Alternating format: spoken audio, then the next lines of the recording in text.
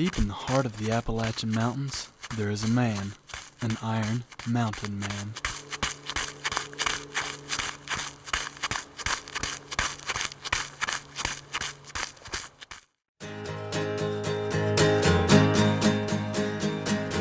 She's fighting with the sky. She thinks she can. Starts at the gazebo in Damascus, and you start out on the creeper. It's gradually uphill. Kind of lets you shake out and get away from everybody, lets everybody kind of settle into your pace before you start hitting the single track. You get here at Straight Branch, and you got a pretty nasty climb for about a mile, mile and a half up the Beach Grove Trail, and that's what connects you to the Iron Mountain Trail. You get up to the Iron Mountain Trail, and you got about another 3 or 4 miles to Forest Service 90, and that's your first big aid station. Real beautiful single track, very runnable.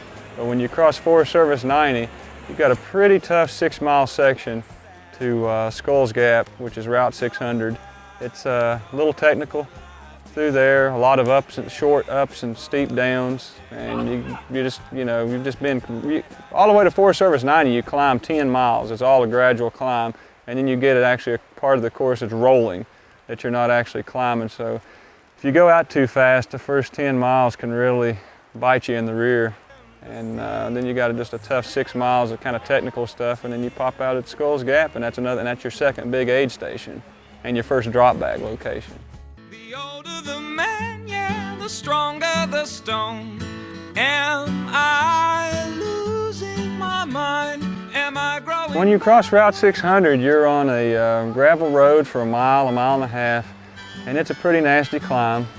Back when I ran this in 06, it took me 8 hours and 1 minute and 38 seconds.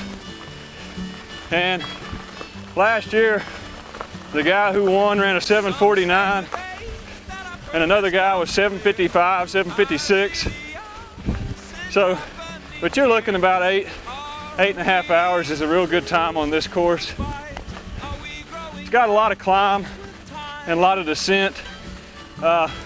This back section is all pretty runnable, but as you get into Damascus, like when you cross 600, it's pretty technical trail and a lot of ups and downs. So you're just always changing pace.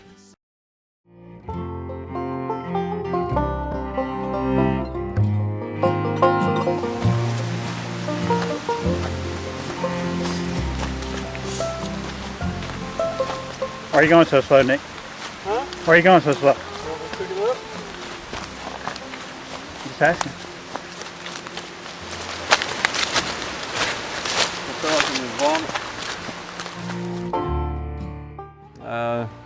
Pretty unrelenting. I always use that spot as a good spot to kind of walk and fuel up a little bit, take me some of the cliff blocks and kind of feel good.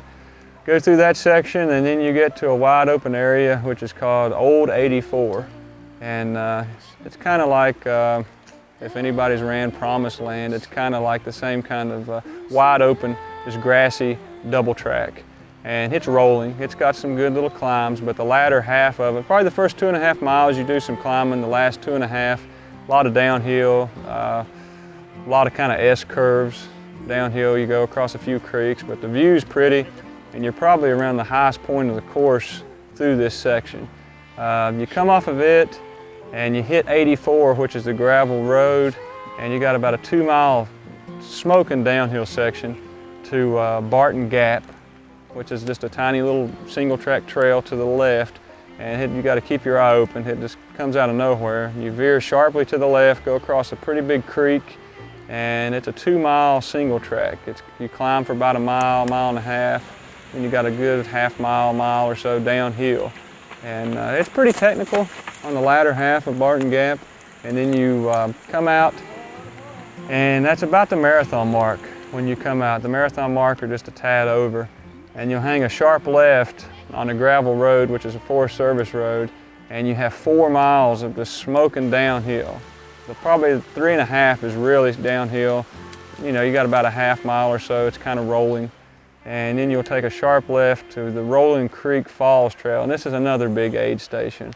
And you better fuel up here because you're at mile 29 and you've got about a 4-mile climb, 3.5, 4-mile climb up the Rolling Creek trail. And it's a horse trail, and the horses kind of beat it up, and depending on the weather, it can be technical. I call it a shoe sucker section.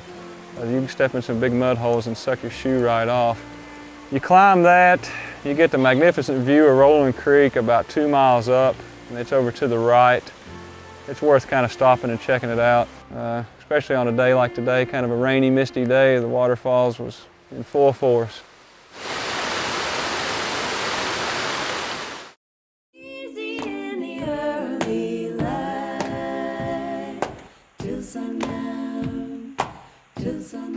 Then you got another 2 mile, you're 5 miles there, back to 600, and you have 2 miles of gradually uphill on the gravel road, and about a mile or so downhill, and then the Iron Mountain Trail veers off sharply to the left, and it's a real technical section. That's probably the rockiest section of the entire trail, but it's downhill and you can make up a lot of time.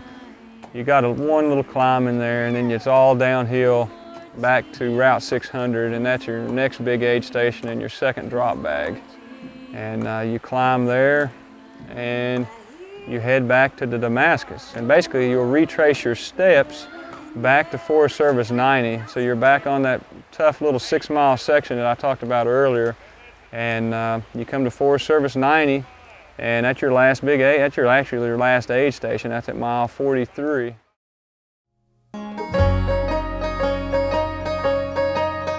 And you have 8 miles to go from there, and pretty much it's all downhill from there on out. It's kind of rolling until you get to about 3 miles to go, and then it's basically a washout trail. A lot of people made comments they don't like that section, but if you like the downhill, you can roll with that. It's got a few creek crossings. Coming down the last 3 miles, and you'll pop out on a paved road. You run that about a 1/4 of a mile, and that'll pop you right in Damascus. You go across an intersection, and you hang a left, and that little road runs you into the Creeper Trail, and you run the Creeper Trail back to the gazebo, and that's the Iron Mountain Trail 50-miler.